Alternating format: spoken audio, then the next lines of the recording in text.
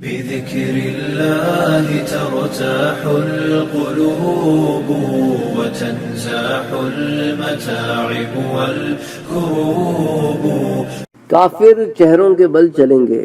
حضرت ابو ہریرہ سے روایت ہے کہ حضور صلی اللہ علیہ وآلہ وسلم نے ارشاد فرمایا لوگوں کو قیامت میں 3 قسموں پر محشور کیا جائے گا. جیسا کہ ابھی پچھلی میں نے آپ کو حدیث سنائی ہے، اس کے اندر بھی اسی طرح کی بات تھی. حضور کہتے ہیں کہ ایک تو وہ ہوں گے جو سوار ہوں گے، اور ایک وہ ہوں گے جو پیدل ہوں گے، اور ایک وہ ہوں گے جو چہروں کے بل ہوں گے. تو ایک شخص سے عرض کیا کہ یا رسول اللہ صلی اللہ علیہ وسلم کیا وہ اپنے چہروں کے بل چلیں گے؟ فرمایا جس ذات نے ان کو قدموں پر چلایا ہے وہ اس پر بھی قادر ہے کہ ان کو ان کے چہروں کے بل چلائے. اللہ اکبر.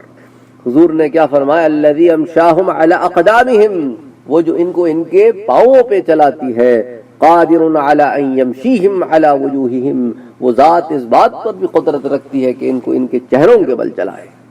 اللہ اکبر. اس کو امام ترمذی نے روایت کیا ہے، امام احمد نے، ابن ابی داؤد نے، اور اس کو شعب الایمان میں بھی روایت کیا گیا ہے. بذكر الله ترتاح القلوب وتنزاح المتاعب والكروب.